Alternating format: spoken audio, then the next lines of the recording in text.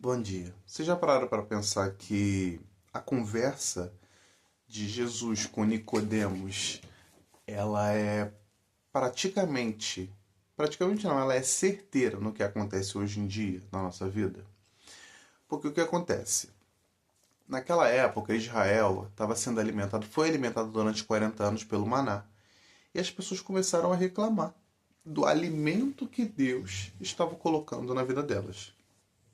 E maná, para quem sabe, quem já pesquisou, maná significa o que é isso, né? Traduzindo, o que é isso? Porque eles não sabiam o que era o maná. Era um alimento completamente diferenciado que eles já haviam visto. E hoje, se caísse maná do céu, a gente também não saberia. A gente fala, o que é isso? Maná. E as pessoas reclamaram. O que que Deus fez? Fez com que todo mundo fosse mordido por picadas de cobras. Por quê? O que que isso vem a dizer? Porque mediante as nossas próprias palavras, as nossas próprias línguas, a nossa própria discernimento, a gente prefere reclamar do que aceitar as graças e obras que Deus faz para com a gente. Ah, não quero mais isso. É aquela coisa da reclamação. Ah, eu não quero mais isso, sabe? Eu não quero mais esse tipo de coisa. Eu quero outro. É sempre uma reclamação. Sendo que as coisas que ele dá pra gente, ou que a gente passa, é pra fazer com que a gente... Desculpa, eu acabei de acordar. Melhore como pessoa, gradativamente. Porque, sabe por que ele faz isso?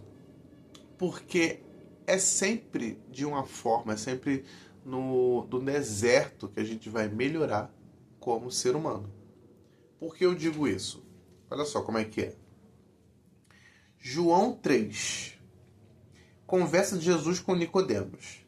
Havia um homem entre os fariseus chamado Nicodemos, príncipe dos judeus. Este foi ter com Jesus de noite e disse-lhe: Rabi, sabemos que és o mestre vindo de Deus. Ninguém pode fazer esses milagres que fazes, se Deus não estiver com ele. Jesus replicou-lhe: em verdade te digo, quem não nascer de novo não poderá ver o reino de Deus. Nicodemos perguntou-lhe: como pode um homem renascer sendo velho? Porventura pode tornar a entrar no seio de sua mãe e nascer pela segunda vez? Ai, Nicodemos.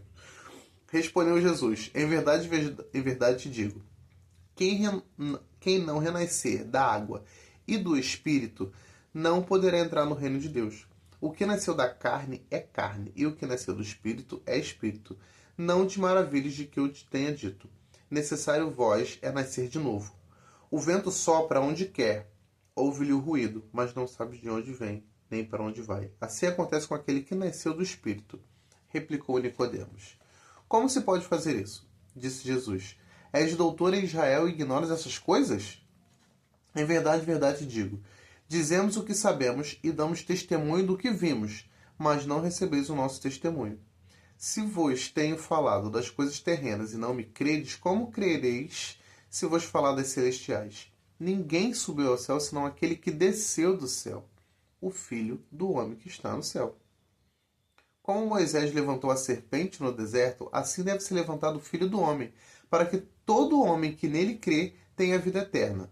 Com efeito, de tal modo Deus amou o mundo, que lhe deu o seu Filho único, para que todo o que nele crer não pereça, mas tenha vida eterna. Pois Deus não enviou o Filho ao mundo para condená-lo, mas para que o mundo seja salvo por ele. Quem nele crê não é condenado, mas quem não crê já está condenado, porque não crê no nome do Filho único de Deus. Ora, este é o julgamento. A luz veio ao mundo, mas os homens amaram mais as trevas do que a luz, pois as suas obras eram más. Porquanto todo aquele que faz o mal odeia a luz, e não vem para a luz, para que as suas obras não sejam reprovadas. Mas aquele que pratica a verdade vem para a luz. Torna-se assim claro que as suas obras são feitas em Deus. O que ele está querendo dizer? Pelo meu ponto de vista, como eu já falei, todo mundo tem uma tradução diferente. Pelo meu ponto de vista. E assim como Jesus também explicava, o meu ponto de vista tem que ser escutado, entendido, aceito e a gente cada um para suas caminhas pensando sobre tal coisa. O meu pensamento pode ser diferente do seu pensamento, mas uma coisa é primordial: o respeito. O que ele está querendo para mim? O que ele está querendo dizer? Nós vivemos uma vida sempre reclamando de alguma coisa. Ah, eu não tenho isso. Isso é até testemunho, porque eu estou passando por esse mesmo problema. Mas eu tô Aos passos, Pai. Quando a gente consegue alguma coisa, a gente se acostuma tanto com aquela coisa, entendeu? A gente não luta para poder ser uma pessoa melhor, ou a gente luta para não ser igual mediante os pensamentos de todas as pessoas. Reclamação, problematização, contendas, fofocas. Se a gente sumir com isso, estipar isso da nossa vida, a gente começa a crescer mediante aos caminhos de Jesus. Porque o que ele explica pra gente? Pra gente poder trabalhar sem reclamar, fazer o que nossos patrões mandam, né? Porque isso é o que vai acontecer no reino dos céus. Não que a gente lá irá trabalhar, ou pode ser que trabalhe, ninguém sabe como é que é o reino dos céus. Mas é como se fosse uma aula, uma autoajuda para a gente poder ir tirando os problemas da nossa vida, tirando as reclamações da nossa vida. Porque quando a gente para de reclamar sobre alguma coisa, o tempo passa assim. Quando a gente começa a reclamar, ficar vendo o relógio demais, vendo essas coisas, a gente, né? E o que aconteceu com o pessoal de Israel? Do mesmo jeito. Eles tinham um alimento que eles não precisavam caçar, eles não precisavam ter tanto problema para colher, era só fazer um emurradinho com a mão assim, ó, e comer. Esse era o maná. Mas eles preferiram reclamar. E o maná tinha gosto de mel. Era doce, tem sabor de mel. Então, desculpa. O maná era docinho, era adocicado, era gostoso, gente. Eles não tinham cana de açúcar para poder ficar moendo e fazendo açúcar, não. Naquela época nem o açúcar era criado ainda, não tinha sido criado. Era muito mel. Durante muito tempo foi muito mel. E mesmo assim eles reclamavam, reclamavam, reclamavam, reclamavam. O que que Deus fez? Ah, então agora vocês vão procurar seu próprio alimento e toma aí bordoada de serpente nas canelas. E como é que eles foram salvos? Após olharem para um ídolo de que era na forma de uma serpente. Só que aquela serpente é a mesma coisa que Jesus Cristo, entendeu? A gente tem que sempre visar Jesus Cristo, a gente tem que olhar para ele, porque ele ensina pra gente o que é ser uma pessoa boa, o que é ser uma pessoa mediante os seus ensinamentos. Eu sempre pauto isso daqui nesses vídeos, né, que é pra ver se entra na cabeça de vocês. E eu também tô nessa... Ah, nossa, ele é o Jesus Cristo em vida. Não, não é isso. Eu também tô ao máximo que eu posso tentando ser uma pessoa melhor. Tô igual a vocês, tô tentando o máximo que eu posso. E é todo dia ali orando, uma vez por semana jejuando. Eu fico imaginando coisas, fico pensando coisas que sejam positivas para poder tirar as coisas que são negativas da minha cabeça. Porque é isso, se a gente não tirar os problemas da negativa da nossa cabeça, elas vão tomar conta disso. E a gente tem que colocar Jesus nessas cicatrizes, nesses machucados, porque senão eles voltam de novo. Ele também fala, quando um demônio sai, ele volta 7 vezes mais forte, né? Se a gente não fechar aquela porta. Então é isso. O que a gente tem que fazer? A gente tem que olhar para Jesus e ver como é que ele andava, como é que ele fazia. Porque o Filho de Deus, o próprio Deus encarnado, ele veio para a Terra e ele foi humilhado por inúmeras coisas. Assistam The Chosen. The Chosen é maravilhoso. Vocês vão ter uma noção do que Jesus passou. Ele passou fome, ele ficou com sede. Nós temos a explicação, a maioria das pessoas sabe em relação aos 40 dias no deserto. Mas tem uma explicação muito mais centrada. Tem muito, tipo, cenas muito mais centradas. Pode ser que Jesus tenha passado por isso, como também pode ser que Jesus não tenha passado por isso. Mas a gente sempre vê pelo esse lado negativo porque ele fala abertamente sobre essas coisas, né, na Bíblia. E você vê como ele viveu aqui na Terra. Sem riquezas, sem venda de coisas. Ele era um carpinteiro. Mas aí, ele não trabalhou como carpinteiro a vida toda. Você tá me entendendo? Depois disso ele começou pelo ministério dele. Ele começou o ministério dele. E é a mesma coisa que ele puxa a gente para poder fazer. Nós podemos ter nosso trabalho. Entendeu? Mas o que é mais importante é a gente tentar o máximo possível chamar pessoas para que adentre o reino dos céus. Não quer dizer que nós estejamos salvos, porque nós não merecemos. Ser sincero, ninguém merece. Mas a gente tenta ao máximo demonstrar para ele que a gente pode. E como que a gente demonstra que a gente pode? Fazendo as mesmas obras que ele.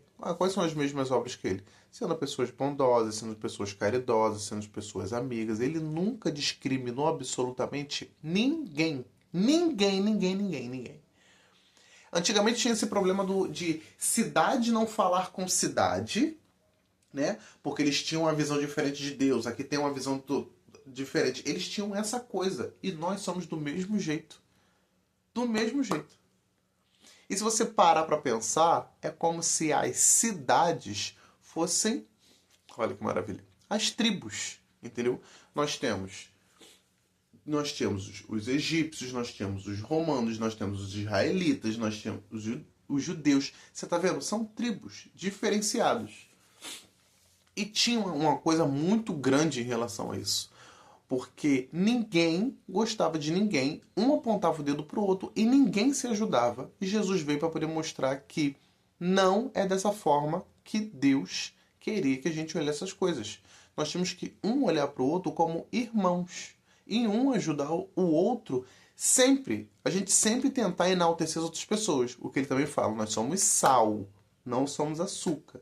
Nós temos que, ó, um pouquinho de sal ali para aquela outra pessoa, não a gente, aquela outra pessoa, ela ser enaltecida. E mediante aquela pessoa ser enaltecida, ela jogar um pouquinho de sal em outras pessoas e isso e temperando todo mundo. E todo mundo viver numa utopia, onde um ajuda o outro, um levanta o outro, entendeu? É dessa forma que o mundo tinha que fazer, só que a gente não faz. Tanto é que não foram só judeus que seguiam Jesus. Teve gentios, teve romanos, teve persas, teve muitas tribos diferentes que seguiam eles, tá vendo? Quando eles não tinham Jesus, eles estavam dispersos. Mas Jesus veio para poder juntar os povos, para poder unir os povos.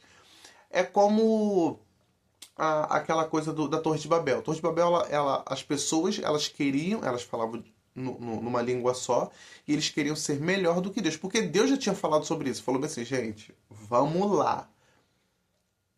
Eu tô aqui, amo vocês, vai todo mundo para um canto para poder popular o mundo. O que eles falaram? Eu não. Vamos continuar aqui, vamos fazer uma torre infinita que vai chegar aos céus e vai todo mundo morar nessa torre. Aí o que Deus falou? Então tá bom. Vai todo mundo agora falar uma língua e vai cada um se dispersar. É isso. Vocês não vão se entender mesmo, então vai cada um para um canto aí do mundo para poder falar uma língua e poder, né, ao menos me dar glórias aí pra gente poder viver de boaça e tal. Mas o que as pessoas fizeram? Começaram a criar ídolos diferentes para poder dar graças a outros deuses e não a Deus. Por isso da Torre de Babel. E Jesus ele veio para quê? Para poder juntar esse povo de novo, mesmo com línguas diferentes, porque existe dons da palavra. E qual é os dons da palavra? Eu falar português, sei o básico do básico de inglês. Se eu ver algum outro americano, e aquele americano, ele falar sobre Jesus Cristo, isso conecta a gente. Eu falar de Jesus e ele falar de Jesus, isso conecta a gente. Porque por intermédio do Espírito Santo a gente vai conseguir conversar um com o outro. Porque o amor é uma língua universal. Você tá vendo como tem base? A gente reclamava, sempre reclamou muito de todas as coisas que a gente ganha, entendeu? Com Deus. Olha o tanto de coisa que vai... Os problemas que vai aumentando, vai criando mais problemas, isso vai virando uma bola de neve gigantesca. Você tá vendo? Por quê? Porque a gente vive só com reclamações. A gente não vive para poder aceitar as coisas. Aceitem as coisas. Aceitem. Fale, pai, tudo bem, é do seu jeito, vamos fazer do seu jeito, porque o jeito dele é o melhor que tem. Ele está demonstrando pra gente que a única coisa que ele quer que a gente faça, que desde o início, é pra gente poder ter paz, a gente poder ter alegria, diversão. Só isso. Porque o resto, ele faz. Tanto é que Jesus, o que Jesus fala? Peça e vos será dado. E muitas pessoas acham que também é aqui na Terra. Só quer dizer que não seja. É aqui na Terra também. Mas no reino dos céus vai ser do mesmo jeito que eu fico zoando às vezes aqui, zoando, que é o delivery papai. É o que a gente pede e vai ser dado pra gente. Porque lá é um mundo, aqui é um mundo que ele fez, mas lá ele tá completamente tomando conta da gente. Aqui ele deu o livre-arbítrio, entendeu? E para ir para o reino dos céus, a gente precisa retirar todas as nossas maldades, iniquidade, problematizações para a gente poder ir para o reino dos céus. Por isso que veio Jesus. Jesus veio para poder explicar como é andar pelos caminhos certos de Deus. Só sobe pela graça. Não sobe só por apenas falar eu creio em Deus. É muito bom você falar dessa forma, mas você precisa também agir como Ele. Entendeu? Eu espero que vocês tenham entendido, porque, como eu falei, a minha cabeça não para. Ela fica assim. São várias coisas ao mesmo tempo, sabe? Vindo em explicações. Nossa, isso é maravilhoso demais. Porque eu não pensava dessa forma antigamente. E eu falava antigamente assim, nossa, eu sou péssima em interpretação de texto. E hoje em dia, eu pego alguma coisa, eu interpreto cada coisa. E é dessa forma que a gente tem que fazer. A gente tem que ler a Bíblia, interpretar por si só e explicar para outras pessoas. Para as outras pessoas poderem entender, falarem o dela, a gente se entender e a gente explicar para as outras pessoas. E isso, pá, virar entendeu? Mó loucura. Tchau, beijo.